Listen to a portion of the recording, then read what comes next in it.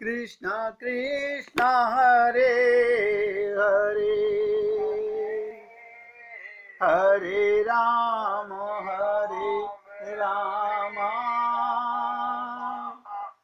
राम राम हरे हरे, हरे कृष्ण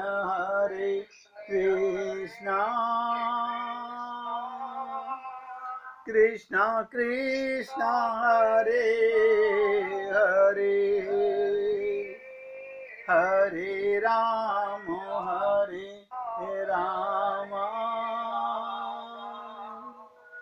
राम राम हरे हरे, हरे कृष्ण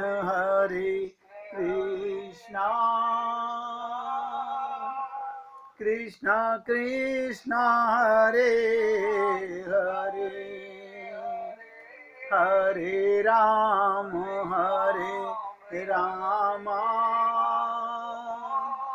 राम राम हरे हरे। हे पुण्य आत्माओं, बहुत ध्यान से सुनो, सोचो विचारो, फिर पछताए क्या होते है जब चिड़िया चुग गई खेत। ये शरीर छिन जाने के बाद कोई संत महात्मा कुछ नहीं कर पाएगा, आप भी कुछ नहीं कर पाओगे। अभी देह मिला हुआ है, अभी मौका बाकी है। इसीलिए मैं आपसे हाथ जोड़ के बार बार निवेदन करता हूं, डोंट वेस्ट योर टाइम। क्या मतलब? जो हम बर्बाद कर चुके उसका मलाल करें। सोचो, जो बर्बाद कर चुके उसका मलाल करें ना, ना उसके बारे में तो सोचो भी मत। आपने कितने भी पाप किए हों, ध्यान से सुनो, आपने कितने भी पाप किए हों, अरे हम पापी तो हैं ही, सदा के पापी हैं। जब अपने को आत्मा जानते नहीं, भगवान से प्रेम करते नहीं, तो क्या करते हैं फिर? हम पाप कर रहे हैं। लेकिन जागो, होश में आओ, अब कसम खाओ कि मैं अब अपना जीवन बर्बाद नहीं करूंगा।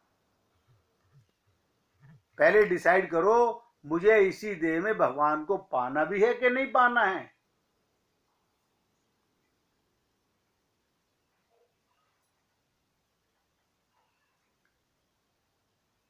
84 लाख देहों में यही एक देह ऐसा है जिसमें हम कमाई करके, कौन सी कमाई? जो आगे जाने वाली है, भगवत प्राप्ति की है, प्रेम कमाने की है, संसार से परे ईश्वरीय आनंद से युक्त सदा को भगवान के लोक में रहेंगे। और इसमें कोई नियम कायदा कानून भी नहीं है, केवल उनको अपना मानना है। बताइए, इतनी सी बात है। भगवान को अपना मानोगे तो भगवान के लोक में जाओगे, संसार को अपना मानोगे तो संसार में आओगे। इतनी तो बुद्धि आपकी भी समझ में आती होगी। जहां की ट्रेन पकड़ोगे वहीं तो पहुंचोगे।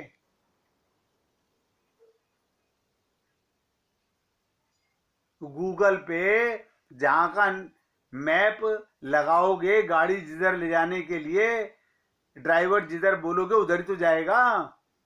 आप और हमने अपनी बुद्धि को कभी ये समझाने का प्रयत्न ही नहीं किया।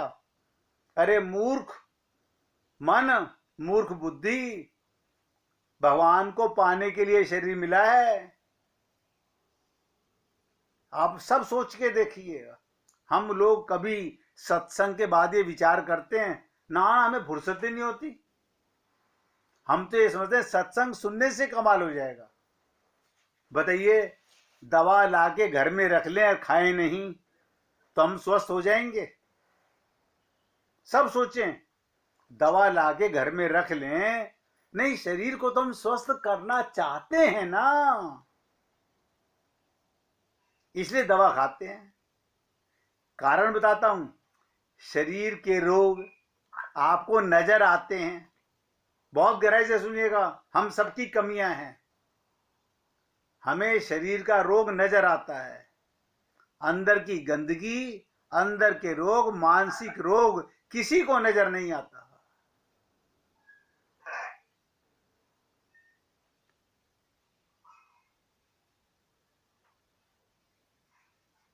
गाते तो ये हैं, हरि गुरु दोई अपना, गहूं इन के ही शरणा। यानी मन इन्हीं में रहे, लेकिन सारा दिन मन मेरे से मत पूछो, अपने आप सोचो।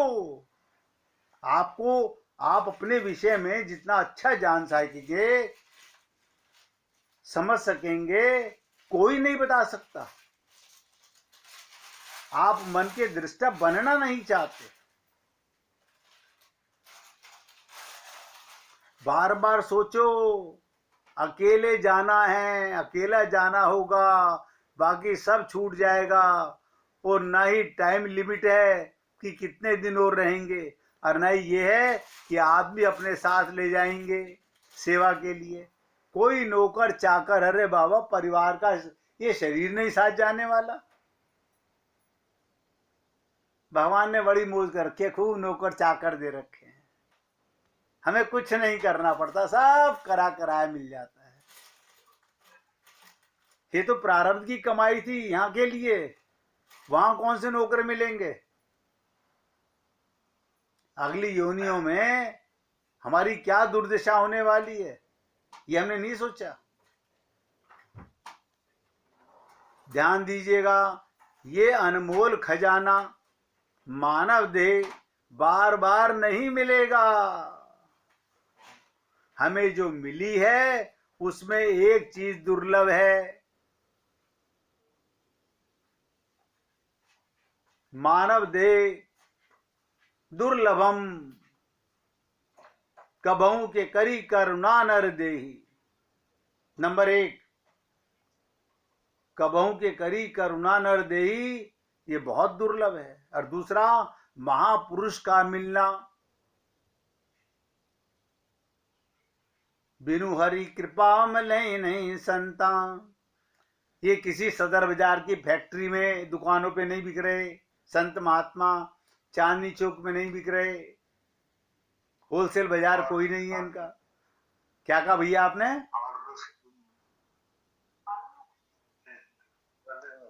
तो मानव देह, महापुरुष का मिलना।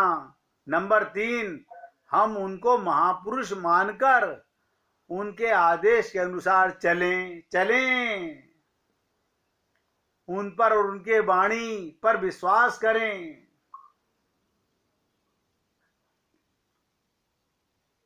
ये 3 चीज अगर किसी को मिल गई हो, मानव देह मिल गया हो, संत महात्मा मिल गए हो, और संत महात्मा की वाणी पर विश्वास हो गया हो, फिर अगर काम नहीं बना सका तो उसके समान कोई अभागा ना होगा, ना है ना होगा। एक बात और बहुत ध्यान से सुनिएगा, सावधान होकर, हम अकेले नहीं हैं। अभ्यास करो, हम अकेले नहीं हैं। क्या मतलब? हमारे हृदय में श्याम सुंदर बैठकर, ये हर पल नोट करो, हमारे हृदय में भगवान बैठकर हमारे विचार, हमारे आइडिया नोट करते हैं। इस बात को विश्वास करके हर 1 घंटे में एक बार 1 सेकंड को, फिर आधा घंटे में 1 सेकंड को, फिर 15 मिनट में 1 सेकंड को, हाय राम, मैं तो आधा घंटे से गप्पे मार रहा था, संसार की बातें कर रहा था, और भगवान मेरे अंदर बैठे नोट कर रहे थे। मेरी तो सारी पूजा पाठा बेकार गई। ये अभ्यास कोई नहीं करता। थोड़े दिन के अभ्यास के बाद हर समय आपको अनुभव होने लगेगा, वो अंदर बैठे हैं। नहीं भैया, आपसे लोग कहेंगे आप कुछ बोल नहीं रहे। अब आप कह नहीं सकते, अपने आप से कहो प्रभु जी मैं तो सुन भी नहीं रहा हूं, ये बके जा रहा है, ये समझ रहा है मैं सुन रहा हूं, मैं अंदर ले ही नहीं रहा इसके शब्दों को। जिस दिन आपका यहां तलक साधना हो गई, मुख से गलत बोलना नहीं और कान से गलत सुनना नहीं, समझ लीजिएगा आप आगे बढ़ने लगे हो। आप अपना समय बर्बाद नहीं करोगे, हर समय होशियार रहेंगे कि अगला क्षण मिले ना मिले। इस साधना का अभ्यास हमारा भेंट समझकर आप स्वीकार कीजिए। हम तो यही सेवा कर सकते हैं भैया। अगर आप अभ्यास करके अपना कल्याण करेंगे, आगे बढ़ेंगे, तो संत महात्मा हमारे पीछे पीछे चलेंगे। मगर हम ऐसा करेंगे तब, ये बात बहुत गहराई से समझने का प्रयत्न कीजिएगा।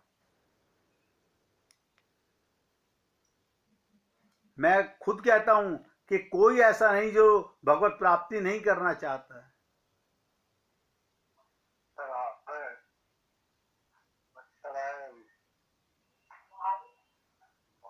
सब भगवान को पाना चाहते हैं।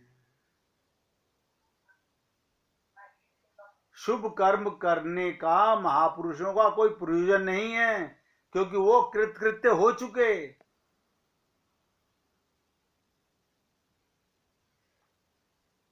उनका प्रत्येक कर्म का कर्ता भगवान बन चुका है।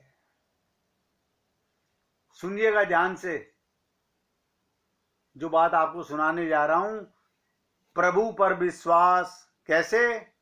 उत्तर भारत में भागीरथी के तट पर एक गांव था। वहां स्वामी ध्यानानंद निवास करते थे। धीरे धीरे उनका एक आश्रम बन गया। वह आश्रम धन धान्य से पूर्ण था। भक्त लोग स्वामी जी की सेवा करते थे। दोनों समय कीर्तन, प्रवचन इत्यादि होते थे। कुछ साधक बाहर से आकर के भी वहां रहते थे। उस ग्राम में एक विचित्र साधु भी आए। उनके पास एक झोली थी जिसमें कुछ फल, मेवा इत्यादि थे। वो साधु गांव के प्रत्येक घर के द्वार पर पहुंचते और राधा कृष्ण की धुन लगवाते।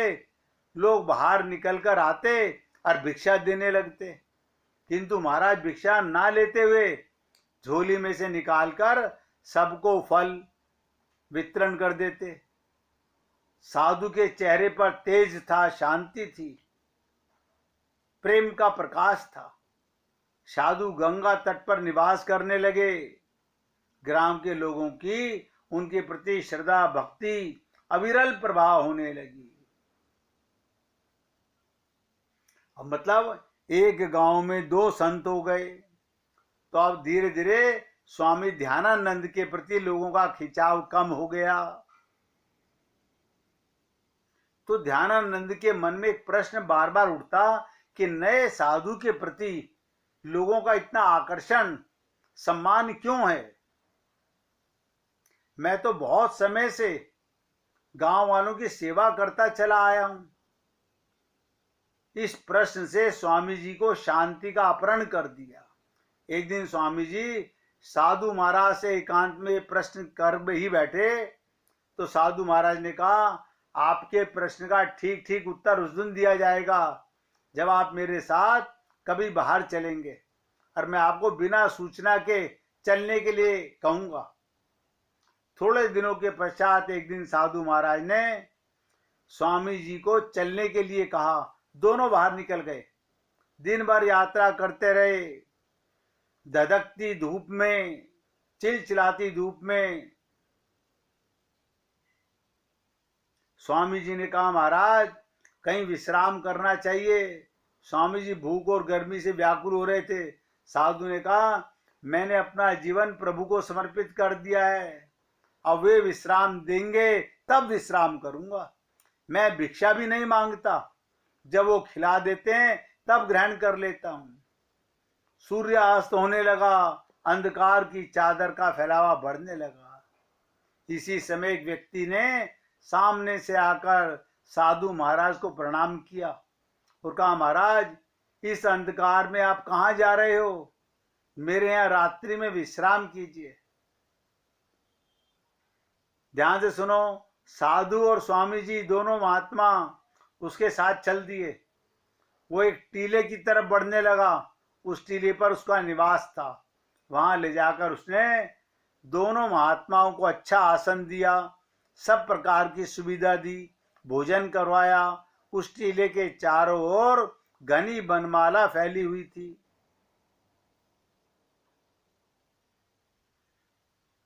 साधु महाराज बोले, देखो इस गोलाकार क्षितिज के ऊपर सूर्य भगवान ने पदार्पण किया है। उनके जाते ही अंधकार ने अपने पैर फैला लिए हैं। क्या यह अंधकार कोई सत्ता रखता है? क्या इसे कोई निकाल कर बाहर कर सकता है? ये तो केवल प्रकाश का अभाव है। हम प्रकाश के अंश हैं, अंधकार से ढके हुए हैं,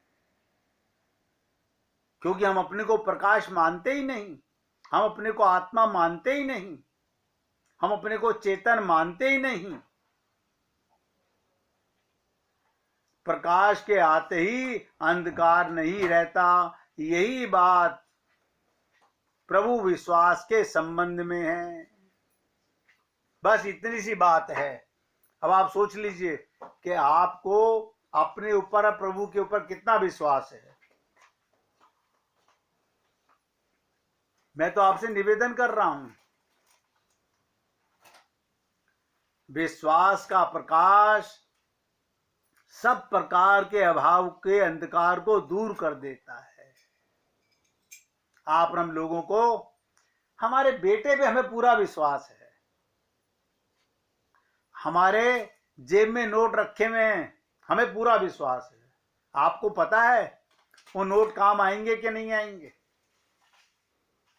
आपको पता है कि आपके पास करोड़ों अरबों खरबों रुपए, आपके 100 बेटे हैं। धृतराष्ट्र के 100 बेटे थे, कौन सा काम आया?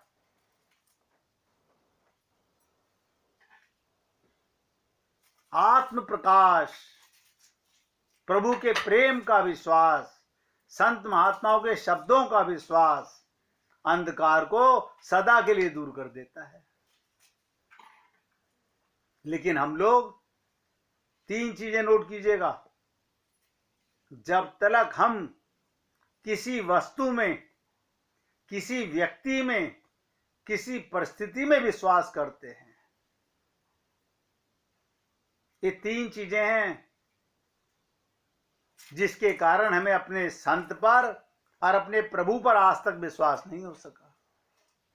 वस्तु, व्यक्ति और परिस्थिति को।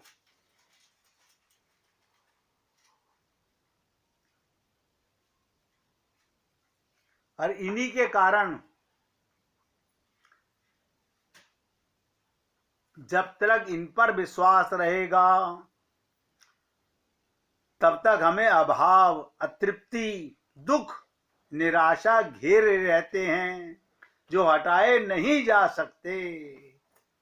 भोजन करने से तृप्ति होती है, ये भ्रम है तुम्हारा, क्योंकि वो तृप्ति ठहरती नहीं, फिर अतृप्ति आ घेरती है। सोचिएगा, वो भोजन करके तो पेट भरा, फिर खाली हो जाएगा।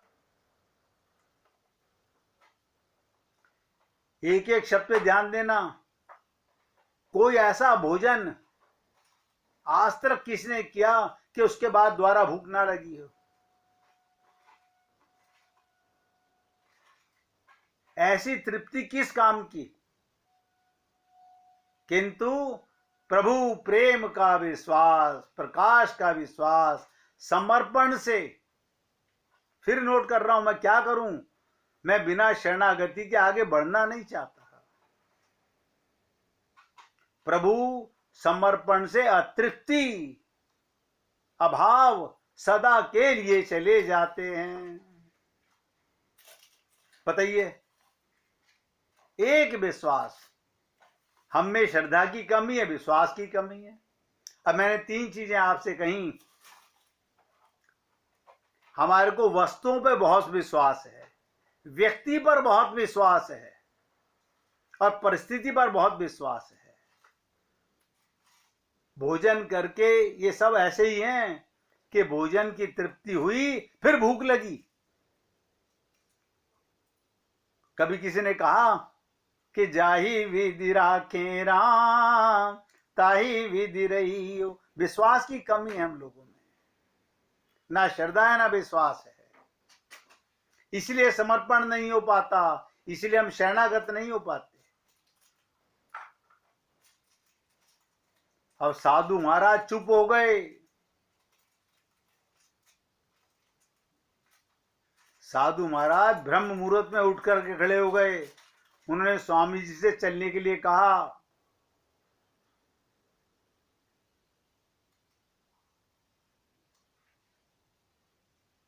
एक दिन वहां विश्राम किया जाए, सुंदर भोजन, दूध, मीठा जल, सब सुविधाएं उपलब्ध हैं, किंतु साधु ने कहा नहीं, चलना होगा, आगे का पथ और भी ज्यादा कठिन है।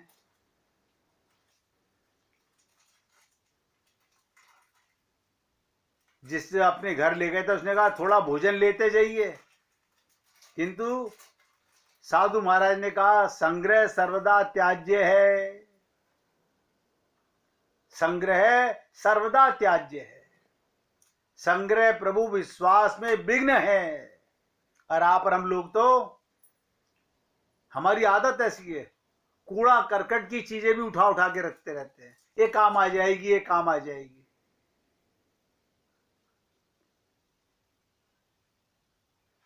केवल प्रभु विश्वास ही जीवन का सहारा होना चाहिए।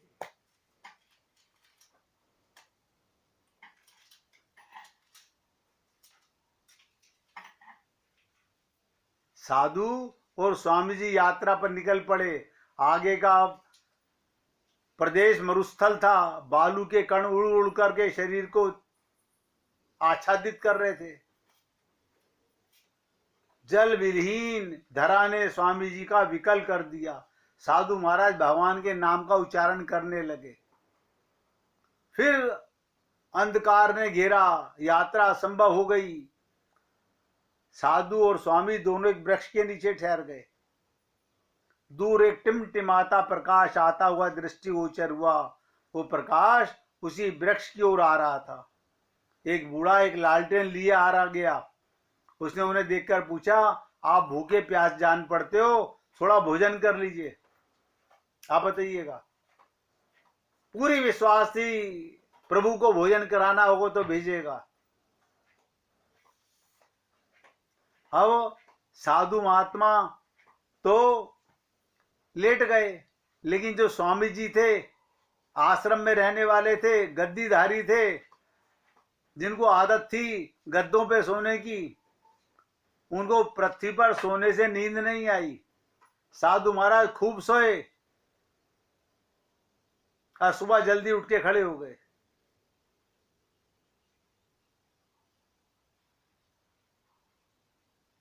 तीसरे दिन फिर चल दिए।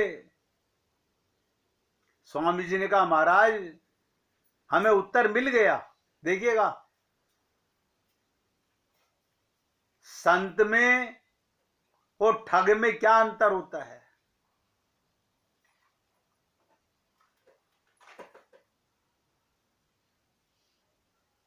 क्या कहा उन्होंने, मैंने आश्रम बनाकर, ध्यान से सुनो, मैंने आश्रम बनाकर धन धान्य सामग्री का संग्रह करके प्रभु विश्वास को खो दिया।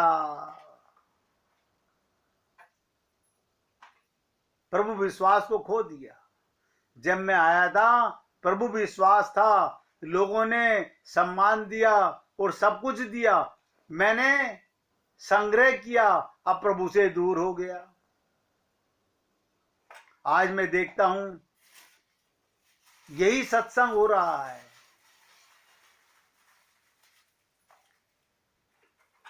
भागवत हो, गीता हो, रामायण हो, भगवान का नाम बेचा जा रहा